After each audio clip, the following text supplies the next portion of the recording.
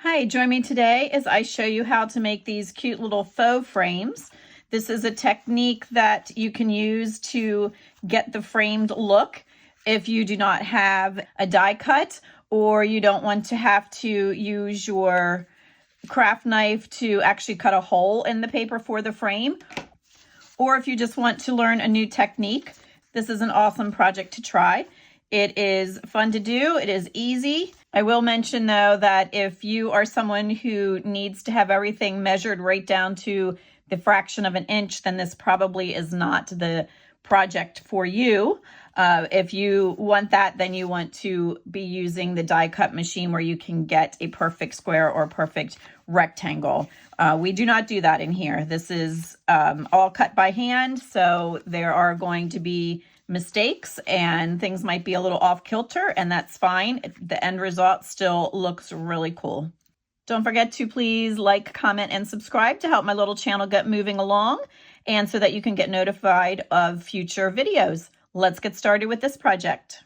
All right, first let's look at some supplies that you're going to need. You will need the standard scissors, ruler, pencil, glue. I have a glue stick, the Tombow Mono glue stick, and then I also have the Beacon 3-in-1, but I have put it over into one of the Sugar Bell bottles. You will need ink. I have laid out Vintage Photo and Walnut Stain. Any ink that you have that's in the brown family would be fine. I also have a dauber laid out for that. The other thing you're going to need is some type of blending tool so that you don't mind dipping in ink. So I have these. They are called Fantastics, and that is the brand. I'm not going to try and say that. And they have blunt tip, which is what this is. They also have a brush tip, and that's what this is. And this is what they look like when you buy them. This is one that's not been a brush tip, one that's not been used yet. I don't know. I want to say I got them at Michael's, but I'm not positive. But I'm sure if you just search Fantastic ending in IX that you will find something. This will also work. This is what a blending tool that you would use for charcoal pencils. This works also, and you can also just use a plain regular old Q-tip or cotton swab. I don't have any of those here in the studio at the moment, but that would work just as well. You will need some paper to cut into squares or rectangles. I will give you measurements then as we get started here. These range anywhere from like a scrapbooking paper to what's in a paper pad, and then there's even some thicker, more cardstock type. If the paper that you want to use is a little on the thin side, you can always back it with a cardstock or even like a coffee dyed paper or something to just make it a little bit more sturdy. Then you're also going to need some bits and pieces that are going to go on the center of your frames. So as you can see with these, this is the decorative papers are what is on the outside to make it look as if that's the frame. And then you're going to need some things to put in the center. So I have used music paper, I've used textbook paper, and then I also have laid out some other things to try for today. This one I tore around because I'm going to put it on a rectangle and make it look like it's matted. So this one is actually going to have 1, 2, 3 pieces glued with it. And I have some little people I'm going to try. And again, that's the same thing. That's going to have to be glued on something. And then that will be glued onto the frame piece. And this is from a scrap. If you watched my last video where I did the decoupaged envelopes, this is from that kit. This was just a scrap that was left that I cut into a rectangle and inked around. So as we move along here, it'll become a little bit more clear and I will give you some measurements. First, let's take a look at some ideas for the inner papers. So that would be the piece that's getting glued down onto the frame piece. And we will talk about the frame sizes in a minute. So I'm going to show you a couple of ideas. If you did not want to be messing with the little pieces, you could just cut your inner pieces 2 by 3 and your outer pieces 3 by 4 and then match them up. That would be probably the easiest if you were going to mass make, and just everything would be cohesive and you would only have to measure and cut twice.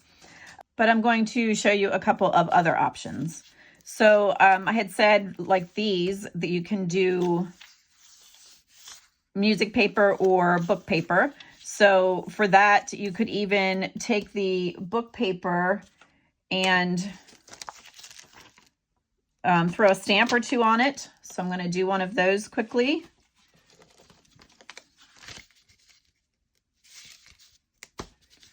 Put some butterflies on this one, and I think for that I'm going to use black.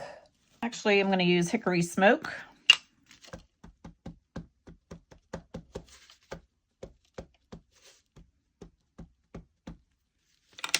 Let's see how dark that is though. Yeah, I think I'm going to use the black. Okay, so this is Black Soot. And I know this one will give a much darker print. I think I'm going to do one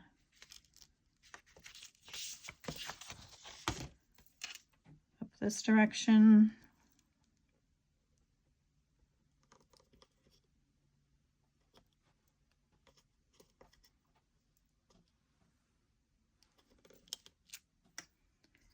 So we'll put a smaller one there at the bottom, and again with the Black Soot.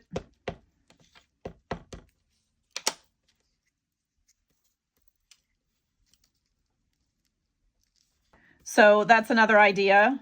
If you have a book page or music paper, you can stamp it. This one this was an end paper out of the front of a book, and I just used a sticker. I inked around it. I squished it a little bit, folded it or creased it, and added some marks like that just to make the paper look even older, although it already was a really nice caramel color.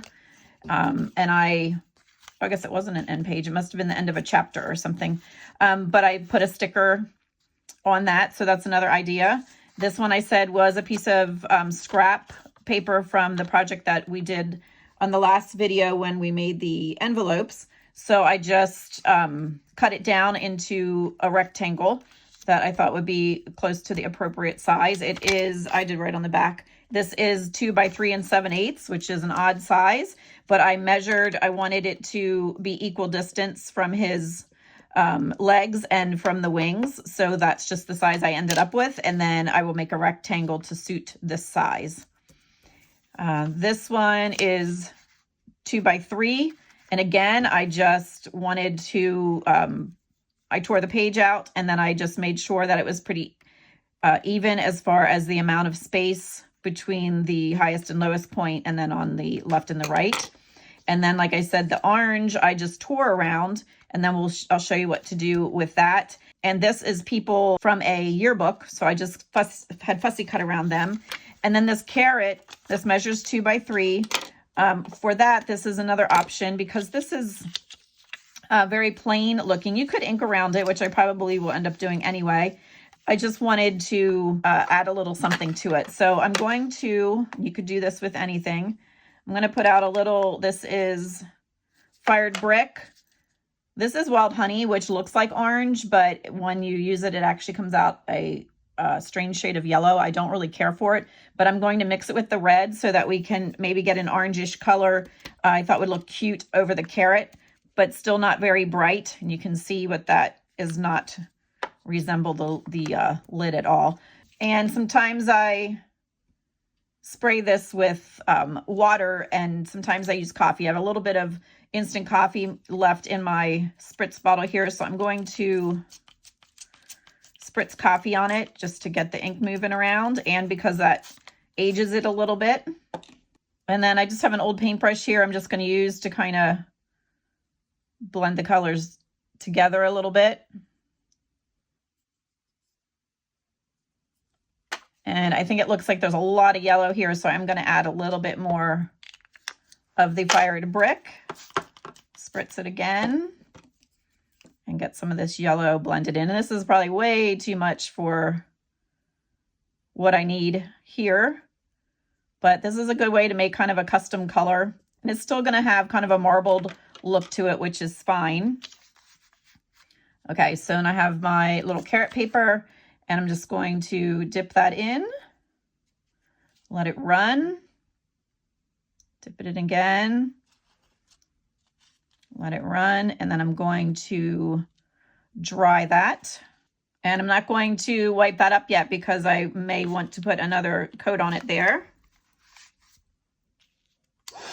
And that does look cute, but I think I do want more along the edges here, so I'm going to dip it a little bit again.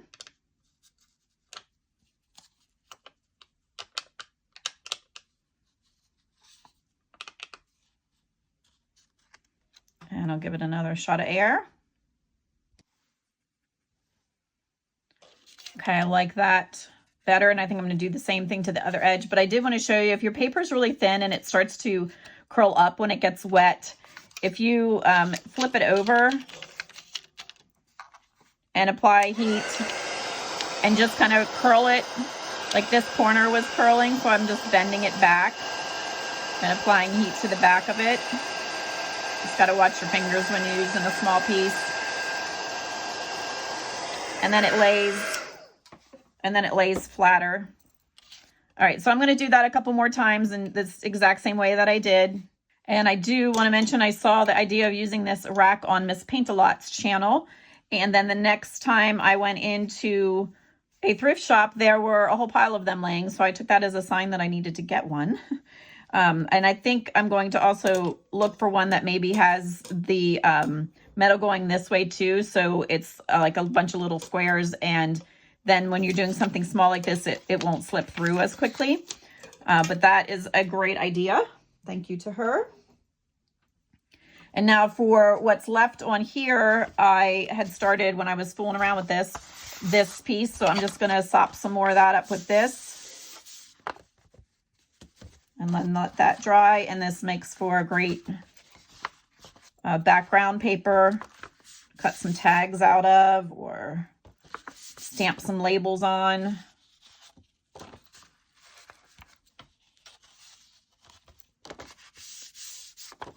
Okay, so I'm going to clean up and I'll be back in a second. And like I had said, if you don't want to fool around with all these different shapes and sizes, then just decide on a size and cut them. And these again were 3x4. These are 2x3 if you want them all to just be very similar in size. But I just wanted to shoot the video and show you different ideas that you can take and go ahead and create from there. All right, so we have a pile of that ready. So I just cut, and when I was first doing them, like I said, they were 3x4. And then as I got into being a little more creative with them and doing different sizes, then what you want to do is look at the piece that you are using, measure it. And like I said, this one was 2x3 7/8. And the reason was because I determined the size based off of the image of the bee. So then I knew that this one needs to go on something that is bigger than the 3x4. That's not going to work. It's not enough. Now this is I think this is a 3x4, but you have all this awkward space up and down. So I cut a rectangle. Here we go. This is 4.5x3. That's just what this happened to turn out to be. And I will create from there. So that one is going to go on there. And again, this is an oddball size, but I'll give it to you again, 2x3 7/8. And then this turned out to be 4.5x3. And it's just what happens to work with the piece that I have. So the pieces that you have may be different. Okay, so now for this one, for the orange that I decided to tear around and give it a little bit of a different look, I'm going to ink around so that when I glue it down onto the next piece of paper that it pops a little bit and has this more grungy look. If you are doing a journal that's more, that would be lighter in color and not so vintage and grungy, you could go around there with orange. You could do anything that you wanted. It would look cute and green too, depending on what you're putting it down on. So I went around there with the vintage photo, or actually, honestly, whatever was left on my dauber. And I thought this would look cute on this green paper. So this is going to get glued onto here as if this were a mat inside the frame. Okay, so you can't make a frame from here because this is an odd shape. you want your frame to have a square or a rectangle in so that we can do all this shading and make it look like this piece is actually set back in a frame. So that's why it's called the faux frame. We're making faux corners that looks like it comes together, and then we are shading around here to make it look like that is set back a little bit. So for this, we're going to glue this on here. This becomes our mat that goes inside of our faux frame. So this is going to go probably on here, but this looks a little plain, so we're going to do something with this then. But right now I'm just giving you options. Okay, so we're going to put that one aside, and I'll show you how to put them together then in a minute. Okay, we're not going to deal with those for this video. I'll show you something with those after. I'll finish those off camera. So for the little carrot, I thought that would look cute on this bunny paper that I have. This measures 3 by 4. The carrot measures 2 by 3. So that is going to just get glued on there like that. I will ink around the edge of this. The dip that we did into the ink turned out really cute. But I just want to do a little bit to set that back. This is going to get placed onto here, and I will show you how to do that. And then these people, they obviously aren't square, so they're going to have to go on something that makes them into a mat, or puts them on a mat. So I'm going to get out my ephemera book here, and there's a couple of videos on me working in here, and I can link those. But somewhere I have some of this sewing paper just put down like a collage. All right, I have that small one started.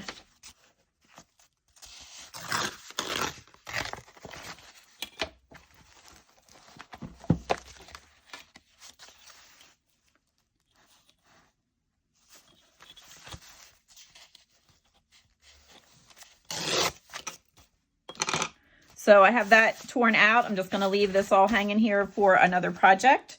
Move that out of the way, and then I'm going to get this measured down to the size that I need for the people. All right, so I got that cut out to 2.5 by 3 3/4, and I have a little scrappy bit, so I'm going to save that in my bin because I'm sure I will use that when I'm doing the embellishing somewhere. So we have this, which I'm going to put the people on, and then this is going to be placed onto here. So that is another option of what you can do.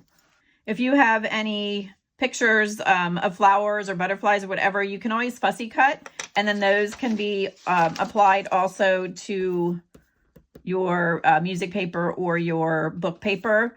Again, that looks really cute. So we have the option of fussy cuts, stickers, and stamps. You could also stencil something on top of them. That would also look good. I also think I'm going to do one that is a person. We have all of these. I can go through. These are all from yearbooks, and I just fussy cut some stuff. And then this was made out of the ephemera book in one of those videos, all of this. I think I'm just going to pick one of these people, and then I will just do that off camera and show you at the end what that one looks like too. It'll be done in the same manner as the group of people. The next thing I'm going to do is get the decorative pieces glued down onto their papers. And I use a glue stick for that.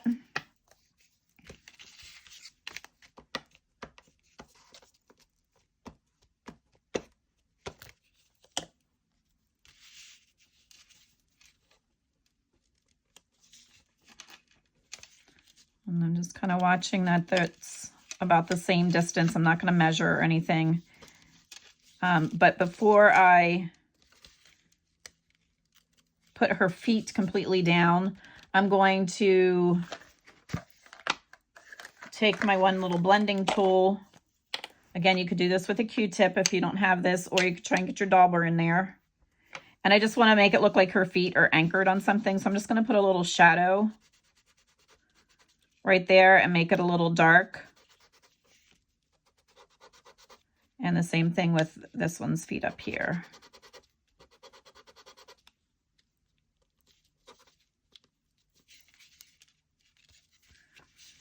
And then you can even bring it out this way and make it look like they're, sorry, I'm shaking the table.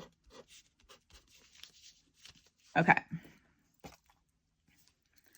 So I just like it to have like them to have like an anchor, a grounding.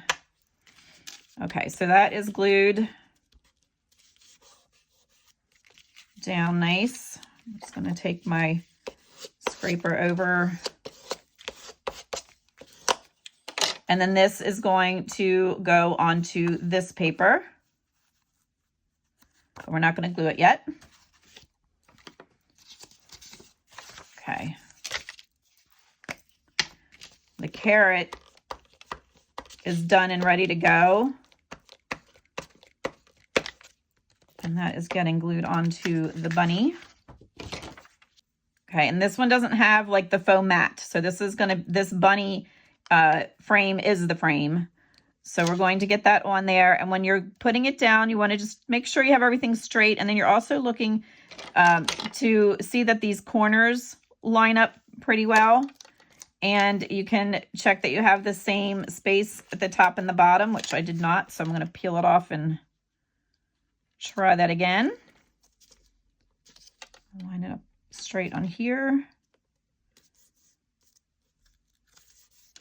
And it's good to turn it also and make sure that it looks fairly straight. And it does not have to be a dead center. If you want to make it look more like the Polaroids that have that big white space at the bottom, you could always scooch it up and leave more down here, especially if you're going to go heavy on the embellishments. We'll call that one done. Okay, now the orange gets glued on the faux mat, which then gets glued on the faux frame. So we are going to start with this piece.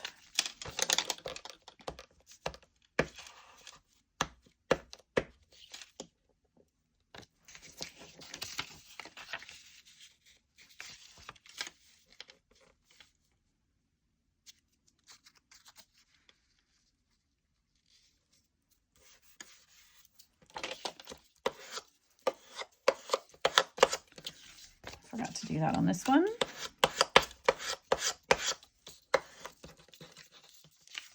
Okay, so eventually this will go on this. I'm not going to glue that yet either. That one is not ready. And then this one goes on this rectangle. This part is going to be the frame. So I am going to stamp this. I'm using black soot. I thought that would be nice to bring out the black parts of the bumblebee.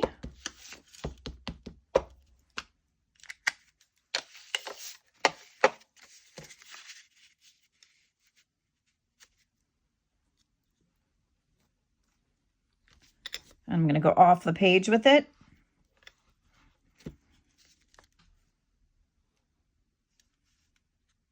I'm just going to see if I can get 2 out of that one.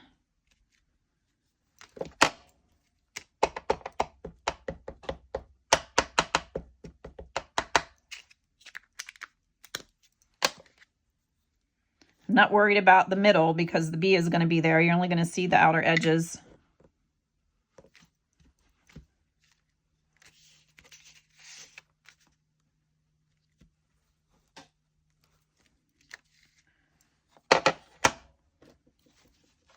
Okay, and then that one's ready to be glued onto there. All right, so I got the bee glued on. So now we're going to just take a look at the background for this one. And I'm going to stamp it with this background stamp.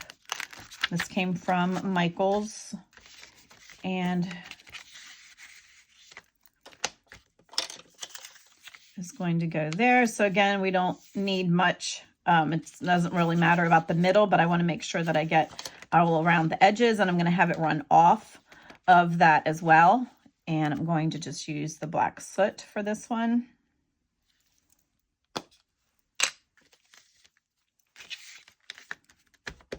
I didn't even cover the whole stamp because I don't need all of it.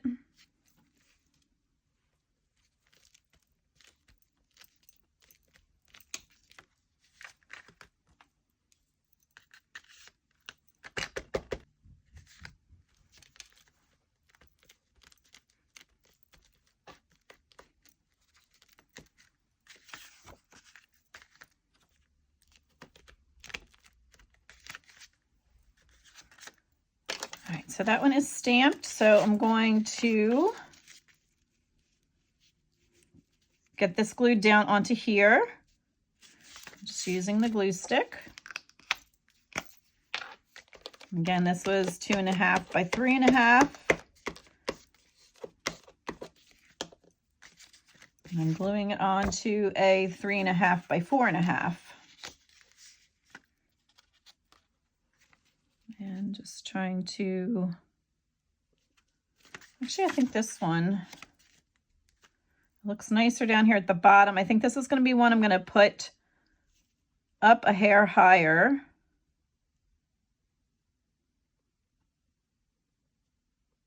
Still lining up my corners there. Turning it, making sure it looks straight from all angles here.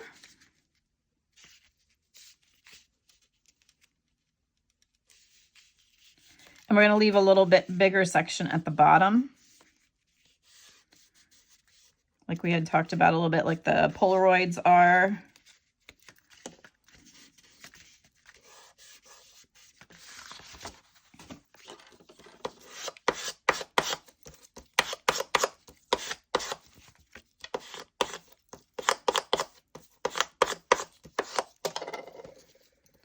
Okay, and then that just gives us a little extra room down here to embellish. Okay, so do I have everything glued? Nope, we missed this one. All right, so I'm gonna get that one glued on and I will be right back. It gets done exactly the same way. Now we have these 4 ready to go so that we can make them actually look like frames. So we are going to put the corner pieces, that looks like it needs a little bit more glue. We're going to put the lines in the corner to make it appear like the junction where the frames would come together. And then we're going to add some shading at those seams and then again around here. So it makes the faux frame appear as though this part is set back a little bit and like a picture would be in a real frame. Okay, so you're going to need a pencil and a ruler. You can use a regular pencil or a colored pencil. And then you're going to need either the cotton swab or some type of small blending tool so that we can get a little bit of shading, and a ruler. So all you're going to do is line up your corners from here to here. Remember, that's why I said if you have a torn piece like this, it needs to go on something so you have somewhere to connect the corners. So this is going to act as though it's the mat of the or the background of the picture that you put down. So some of them have 1, 2, 3 layers and some only have 2. All right, so I'm going to just draw a line. And again, these are just faux frames. It doesn't have to be spot on exact. If that bothers you, then you would need to be getting a ruler out from the start when you're placing this on and actually measuring and putting little dots in instead of just eyeballing it like I did.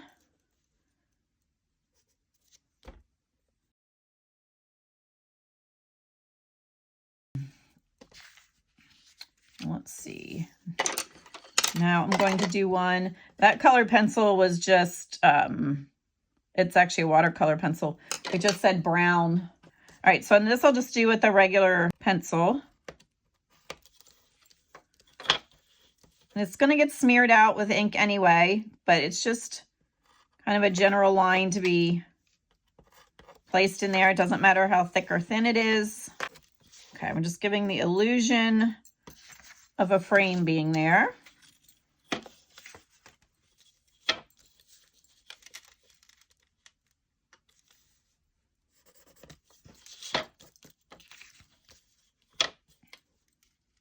And this will show up better when we apply the ink. Okay, and then the last one.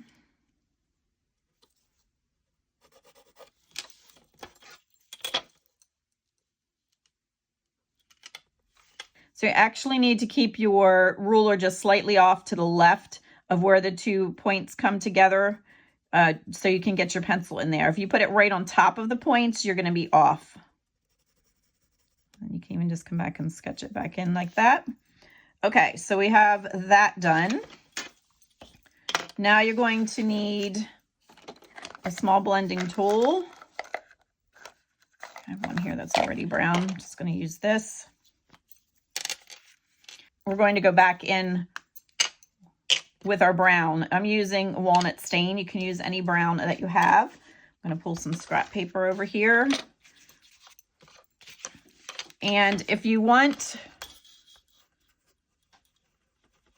for this part, you can use the ruler. I'm just going to go right over it and darken that.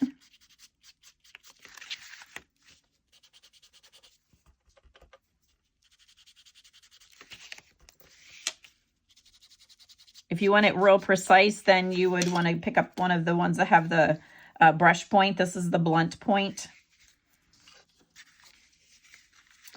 All right, then you will need your ruler for this part. If you want to make marks and measure, you'll want to come in just about an eighth, leave about an eighth of an inch gap the whole way around. So if you want to mark that, you can.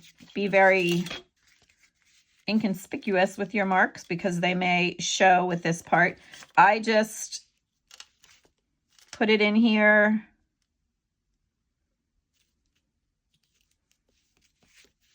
And just eyeball it. You want the same distance from here as from here. Hold it down tight. Get some more of the ink on your blending tool. And then you're going to just run that along here. And all you want to do is, it's as if you're creating a shadow along there. And then just pick it up and do the same thing. And once you do one, you can kind of see how thick it was coming around this corner or at the end of that corner. And you're just going to do the same thing. And then here.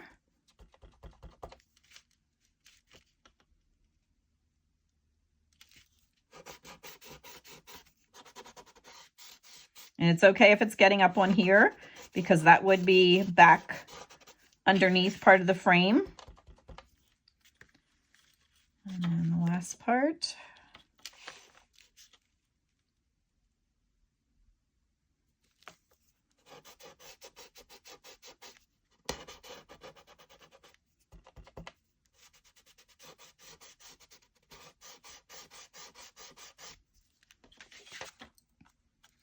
And then you just want to hold it back. And if it looks like some of it's not dark enough, then just go back over it another time. Like up here, it got really light. So I'm just going to do this section again.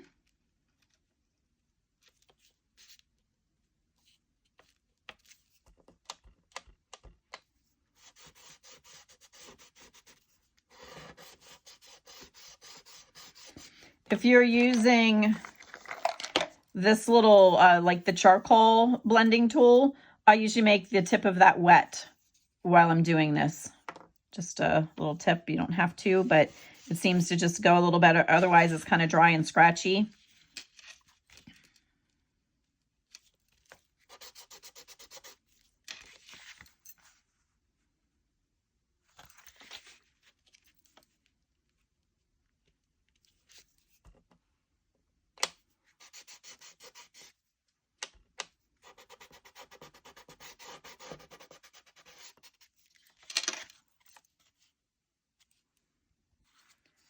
You can also spritz water onto your ink pad too, which would help get the ink onto the blending tool. Okay, so this one we're going to call finished. And let's move on and do another one. Do it in the same way. Actually, it's a good idea to take your ruler and go over it and get that ink off so you don't drag it somewhere that you don't want to. Okay, I'm going to start again, and I'm just going to do some dark lines in the corner right over top of my pencil marks. That needs glued down a little bit.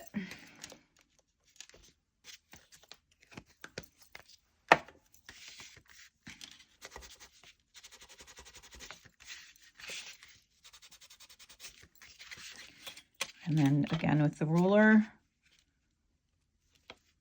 leaving about 1/8 of an inch, or how much you want to leave. Just be consistent with it the whole way around.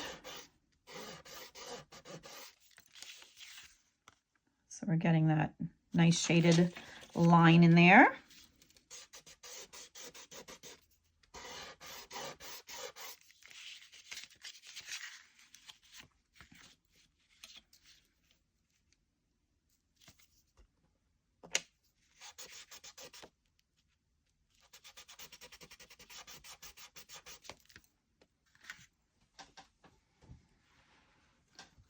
Okay.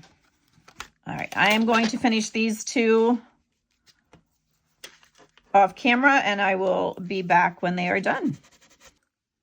This last one, I am using the blending tool that would go with charcoal pencils. And I also wanted to mention that if your ruler has like the cork behind it or something that raises it up and it has a lip here, if you want a cleaner line, you can turn your ruler over. But working on something like this, it makes it very slippery. So you'll have to maybe put something under it, or just make sure you hang on to it good. And I had made this wet before I started. This also gives a little just crisper and different line. And drag it across corners yet.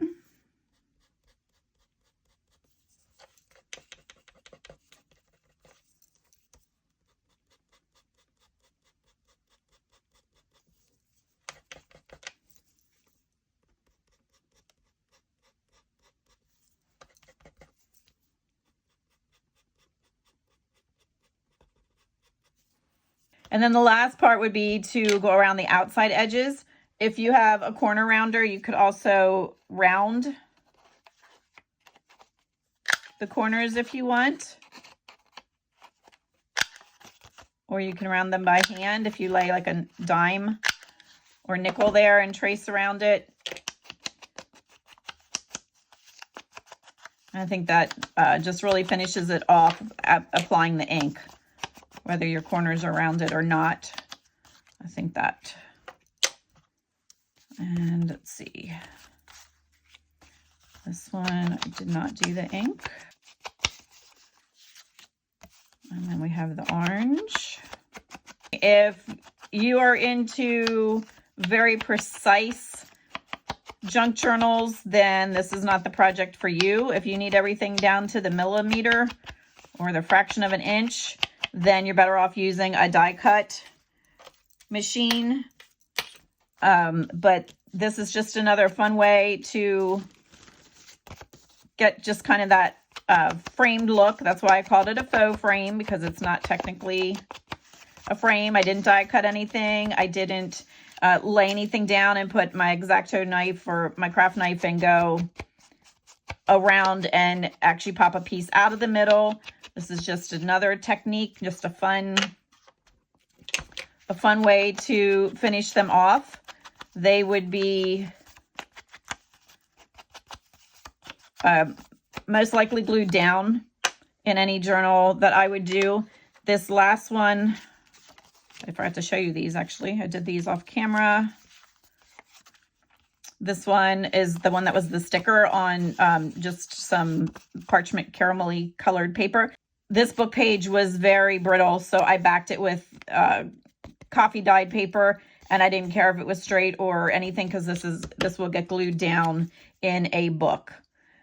So then the other thing I wanted to mention, if after you have everything done and something's looking crooked, it's most likely that that shaded line that you put around is not straight. So you can just straighten stuff up by just adding a little more color where you think it needs it.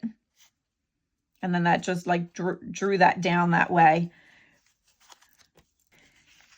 If you were to mass make these, I would just cut out a bunch of squares and then find some things to put in the middle that would fit, or find some things that you want to put in the middle and then cut your squares that you need. And then I would do all the inking and the framing part at the same time in a group, like an assembly line. And I think I'm going to take this one yet and just embellish the corner. I found this little number and I inked it up and got it a little darker. And then I found this circle label, and I'm going to get rid of some of that stark white on that and use the black soot. This lid is so hard to get off.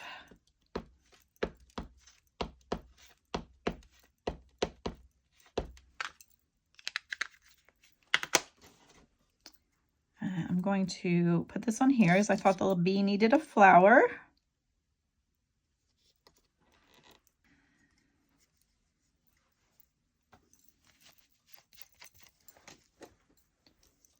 And it looks good. So I'm going to put this, I'm going to hang it off the edge since I know this is going to get glued down in a journal anyway, and then glue that on there. I'm using the 3-in-1 glue because these are both kind of like a cardstock, so I want to make sure they're down really well.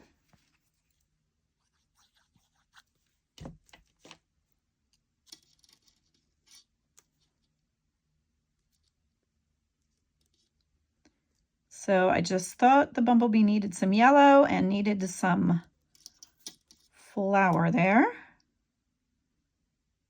Needed a flower there.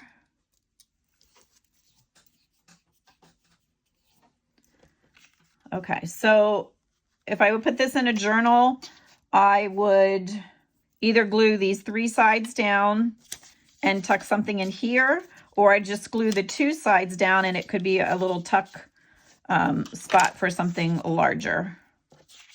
That actually would look really cute. All right, this is one messy desk. And then this one is kind of plain down here with all of the black shirts. So I got in my box of clusters again, and there is a video showing how I made these. I will link that, but I chose this one. I'm going to anchor that down here on the side of her, or the bottom part of her frame, just to give it a little something extra there. So there she is done.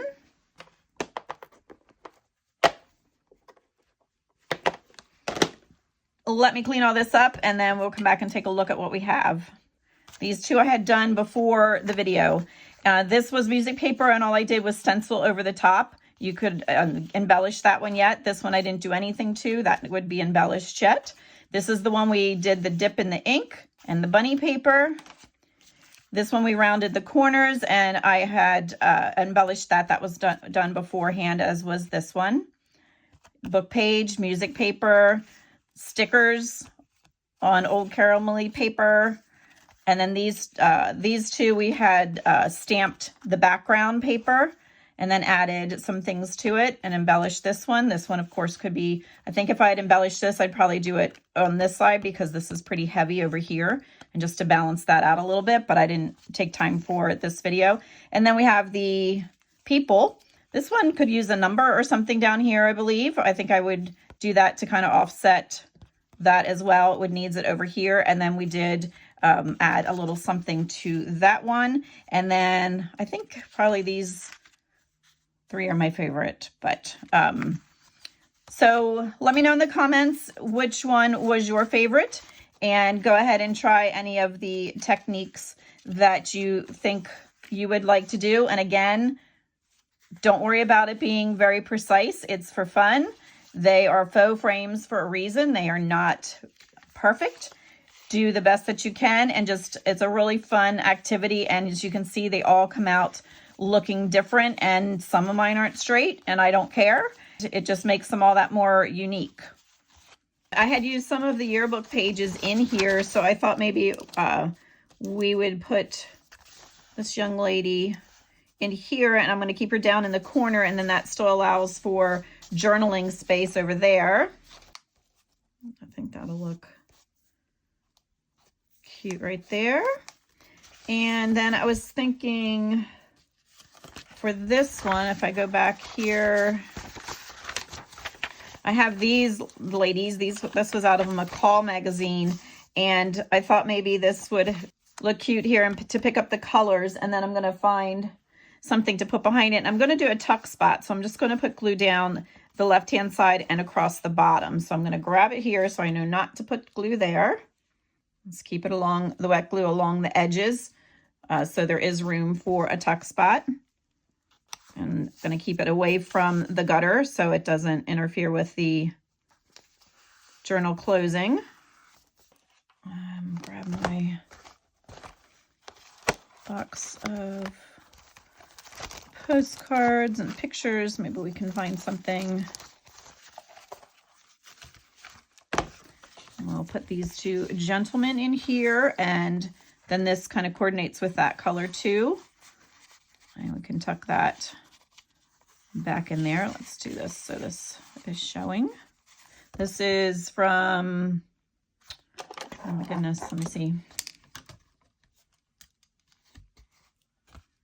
1908 or 1903, not sure. From a friend, best wishes. It's very pretty. It's embossed, raised up. Okay, so we'll put that in there. I'm going to keep it upside down just so this shows a little bit and everything is coordinated. And then this is just an old photo.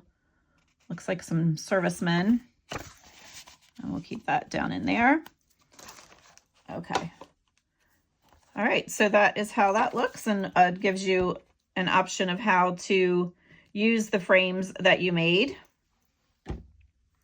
And I'm going to pull these out because I want this glue to be good and dry before I close the book with that in there. So we're just going to do that, and then where'd this lady go? Make sure she's down good too. Feel free to check out my Ko-fi shop. I'll put the link in the description. I have some free digital kits on there as well as some other kits. And if you are in need of vintage signature papers, there is a link for that also. Thanks so much for spending part of your day with me, and I will see you with the next project.